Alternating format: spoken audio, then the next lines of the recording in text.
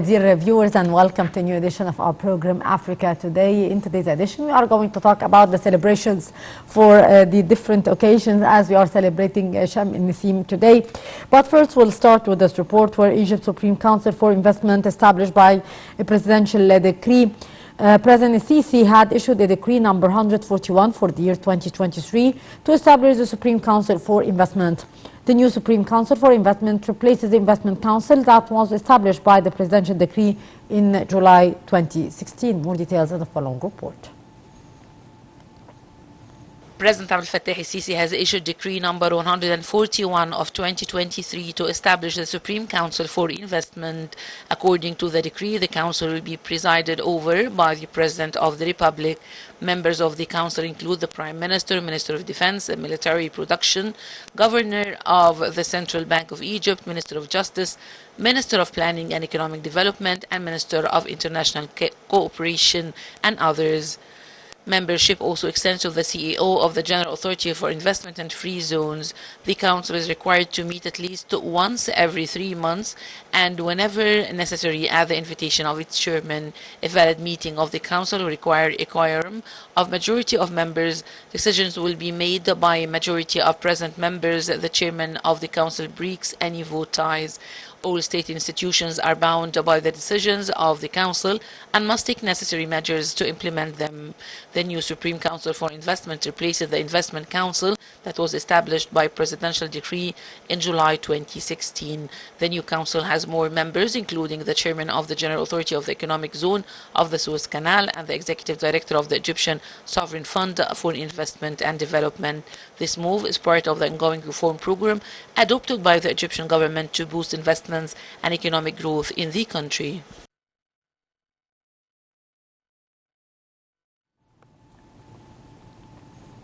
Africa Free Trade Area can herald $12 billion US dollar growth for the continent's automotive industry. Transformative change is underway in the African automotive industry as trade begins under the African Continental Free Trade Area. The continent auto industry, valued at $30.44 billion US dollars in 2021, is expected to grow to $42.06 billion US dollar by 2027, a nearly 40% increase in value. More details. Under the African Continental Free Trade Agreement, over 1.3 billion people will be connected into a single market. The continent's automotive industry is set to benefit from this trend as 54 countries are accelerating their integration into a single tariff-free market. According to a new report by the World Economic Forum, the trade agreement, a new era for global business and investment in Africa, global business will play a key role in boosting the industry by $12 billion by 2027 under the agreement.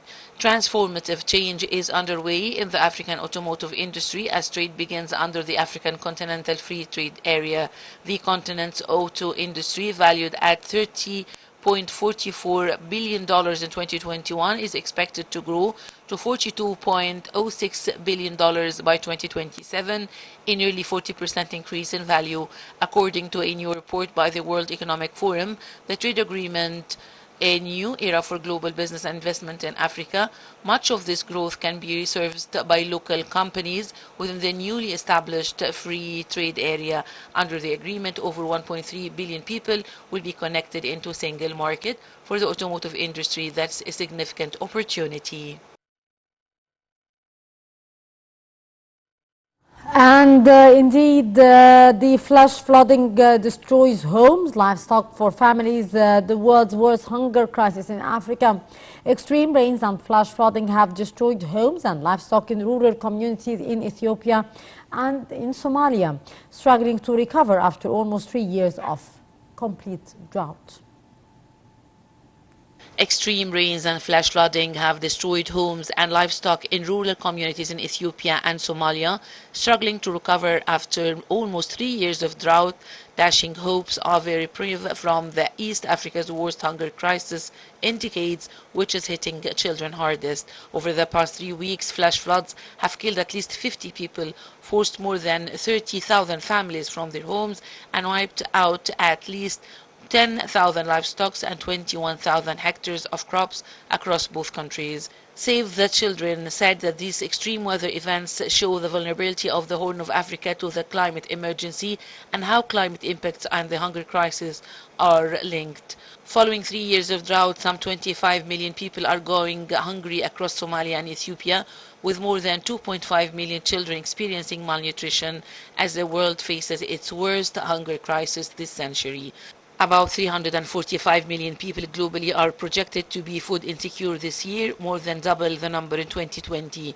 The prolonged drought has ruined the soil, making it more difficult to absorb the rains to be able to grow crops, putting a much needed respite from food and water scarcity out of reach. Without enough nutritious food to eat or the ability to absorb the right nutrients, due to illness, children under 5 are at high risk of acute malnutrition that can lead to death.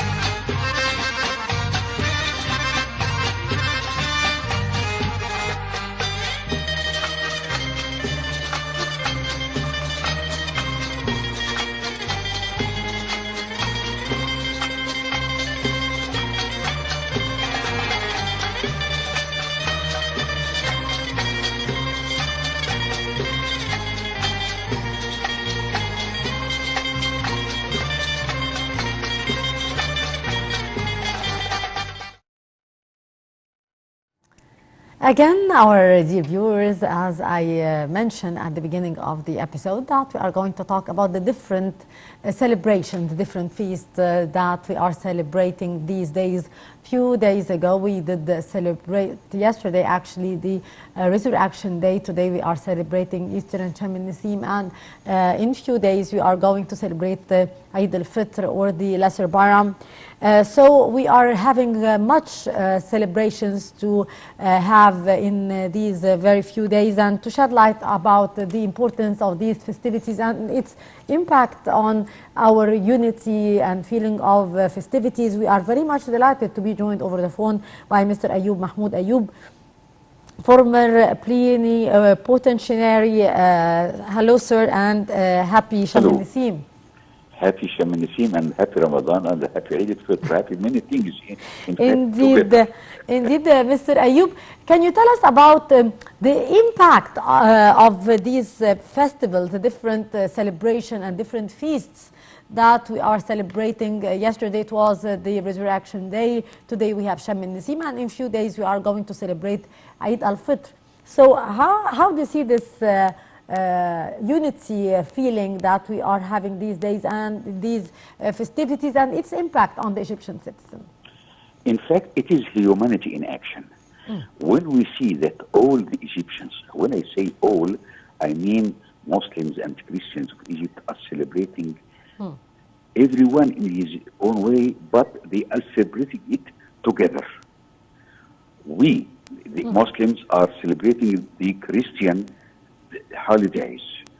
Yeah. Christians are celebrating Eid al-Fitr and Ramadan. From the beginning of Ramadan, I've seen priests putting the Fanus Ramadan or lantern of Ramadan in front of their houses.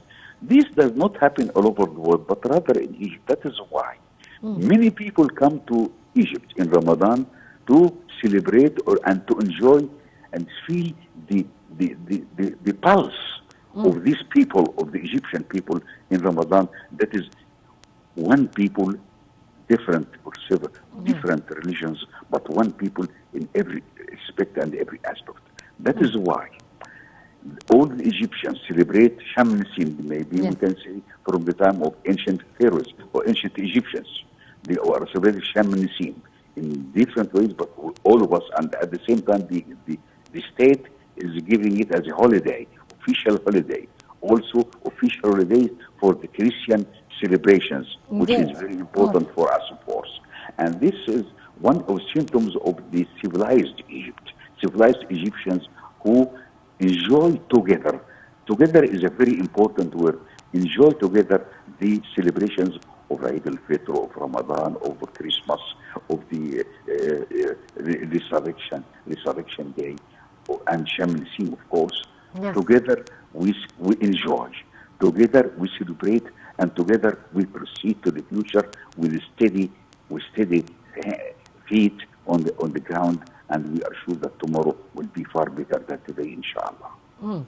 How, sir, do you see all these festivities, all the celebrations that we did witness, even during the holy months of Ramadan, is reflecting the feeling of coexistence and bonding between all Egyptians here? That is the word, coexistence. It is a positive coexistence, if we can say that. Why? Because me as a Muslim or my neighbor as a Christian, we enjoy Ramadan, enjoy Christmas, enjoy Yes. Resurrection Day by celebrating it at the same time. Although Resurrection is not my holiday, but still I enjoy it because my neighbor is enjoying it, and so we enjoy it together. It is togetherness in the good, togetherness in love for each other in the community, and together in working together hand in hand. And as we say, we are rowing in the same boat, in the same direction, with the same people who are doing their best to proceed to a better future for all the Egyptians. Yes. Sir, how can we boost here the values of tolerance and coexistence in our society and in the younger generations as well? That is a very important thing. We need to create awareness and take action. When I see today that the young generation in the Rotaractors are going together to buy ingredients for the meals from wholesale or from some organizations and cooking it at their homes, the boys and the girls are cooking at their homes and making it in meals and distributing it at Batn al-Bakar in Masr al-Khadima or Old Cairo.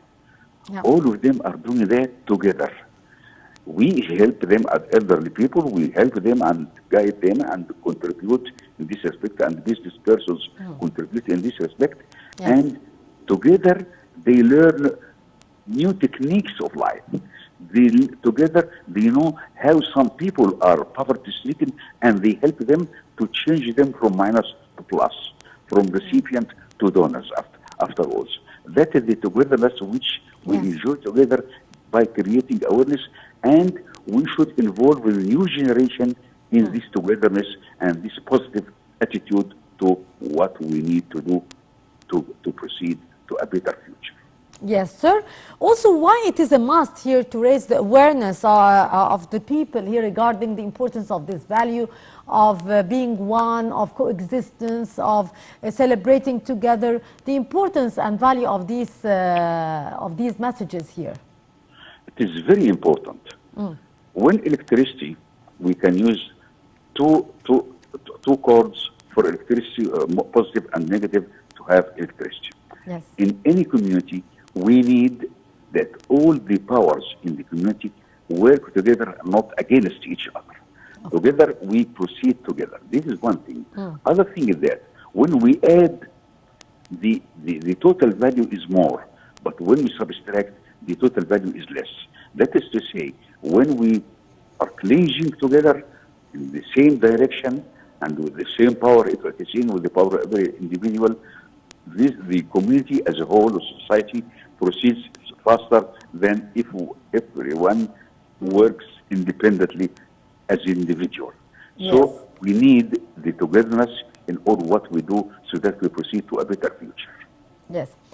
Actually, sir, Egypt's unity is actually manifested in the keenness of all Egyptians here on marking the holy occasions together. What's your take on that? Any celebrations cannot take place without a stable country and a stable community. Egypt is stable now. Safety of persons and security is secured for all the Egyptians. That is why they can work with sure hands that what they are doing will reflect on all the community. Although they are individuals putting their hands together to do something, as I mentioned in Batn al-Bakar or in all the Cairo, when they go together and the youth know how to tackle the problems which they face every day, to tackle it together, not individually. So, as we say in eins for alles and alles for eins, one for all and all for one. This feeling of togetherness gives power to every individual or every citizen that tomorrow is sure that he is secure, that his neighbors will support him wherever they is. Indeed, Mr. Ayoub, Mahmoud Ayoub, former plenipotentiary, thank you so much for your precious input, and happy feast, happy Sham al-Nasim, and happy feast in advance. Our dear viewers, with that we come to the end of this edition of Africa Today. Till tomorrow with another quiz. Goodbye and have a lovely Sham al-Nasim.